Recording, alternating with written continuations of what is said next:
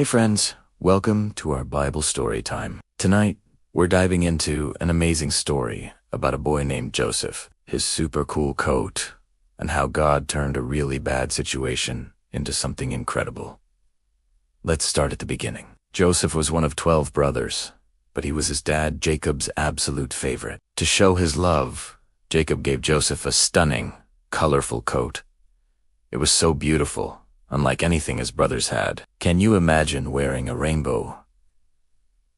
That was Joseph, but his brothers weren't happy about it. Not one bit. They saw that coat and all the extra attention Joseph got, and a seed of jealousy started to grow in their hearts. Every time they looked at him, their faces would get all grumpy and mad. Things got even trickier when Joseph started having some very strange dreams. In one dream, he saw his brothers' sheaves of wheat all bowing down to his sheaf. In another, he saw the sun, moon, and 11 stars bowing down to him. When he told his brothers about these dreams, they got furious.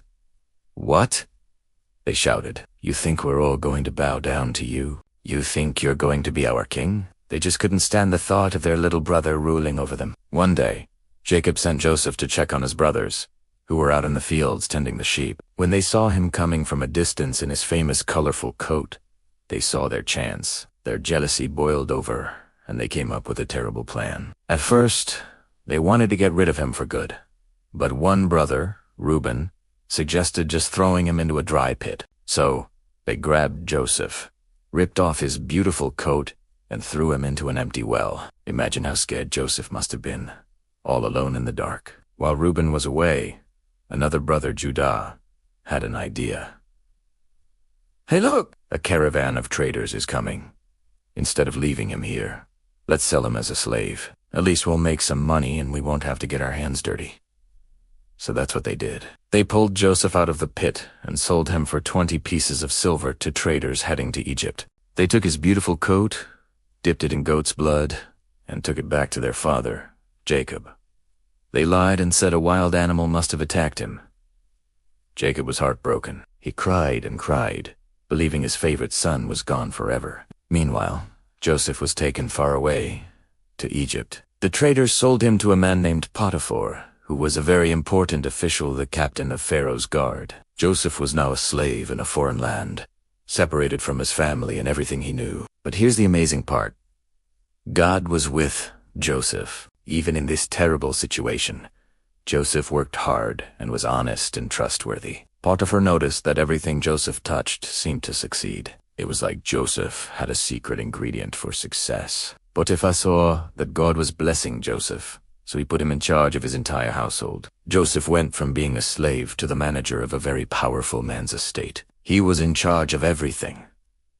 But trouble found Joseph again. Potiphar's wife tried to get Joseph to do something wrong, but Joseph refused. He said, "How could I do such a wicked thing and sin against God?" She was so angry at being rejected that she lied about him. She told her husband that Joseph had tried to harm her. Potiphar believed his wife and, in a rage, had Joseph thrown into prison.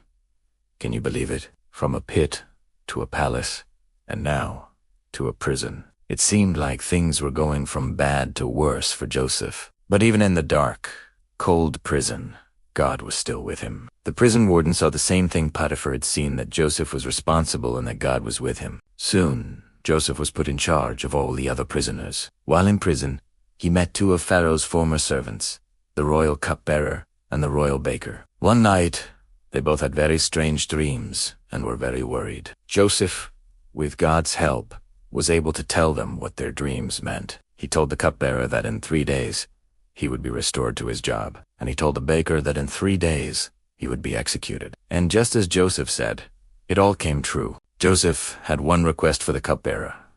"When you get out, please remember me and mention me to Pharaoh." But sadly, the cupbearer forgot all about him. 2 whole years went by. Joseph was still in prison. Then, Pharaoh himself started having strange dreams. In one dream, he saw 7 fat, healthy cows come out of the Nile River, followed by 7 skinny, ugly cows that ate the fat ones. Then he dreamt of 7 healthy heads of grain being swallowed up by 7 thin, withered heads. Pharaoh was deeply troubled, and none of his wise men or magicians could tell him what the dreams meant. Suddenly, the cupbearer remembered.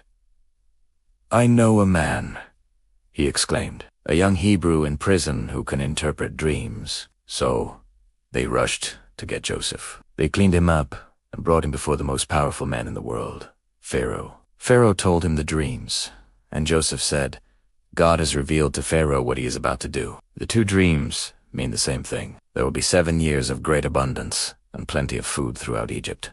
But after that, there will be 7 years of terrible famine, so bad that the good years will be forgotten. Joseph then gave Pharaoh some wise advice. Find a wise and discerning man to put in charge of storing up food during the good years to prepare for the bad years. Pharaoh was so impressed, he looked at his officials and said, "Can we find anyone like this man, one in whom is the Spirit of God?" Pharaoh turned to Joseph and said, "Since God has made all this known to you, there is no one as discerning and wise as you. You shall be in charge of my palace, and all my people are to submit to your orders. Only I will be greater than you." And just like that, Joseph went from prisoner to prime minister. Pharaoh gave him his own signet ring, fine linen robes, and a gold chain. He was now the second most powerful man in Egypt. Joseph worked hard for the next 7 years, gathering and storing up massive amounts of grain. The harvest was so huge they couldn't even measure it all. Then, just as Joseph had predicted, the 7 years of famine began. The famine wasn't just in Egypt, it was all over the world. But because of Joseph's foresight, Egypt had food. People came from all over to buy grain from Joseph. And who do you think showed up one day, desperate for food? Joseph's 10 older brothers. They traveled all the way from their home to Egypt. When they came before this powerful Egyptian ruler, they bowed down low before him, with their faces to the ground. They had no idea it was their long-lost brother, Joseph. His childhood dream had come true. Joseph recognized them immediately, but he didn't reveal who he was right away. He tested them to see if their hearts had changed. After a series of tests, he finally saw that they were truly sorry for what they had done. He couldn't hold it in any longer. He sent everyone out of the room and, through tears, he announced, "I am Joseph. Is my father still alive?" The brothers were terrified. They thought he would surely take revenge. But Joseph said some of the most beautiful words in the entire Bible. He told them, "Don't be afraid. You intended to harm me, but God intended it for good to accomplish what is now being done, the saving of many lives." He completely forgave them. And they all wept together. The family was reunited, and Joseph brought his entire family, including his father Jacob, to live in Egypt where he could take care of them.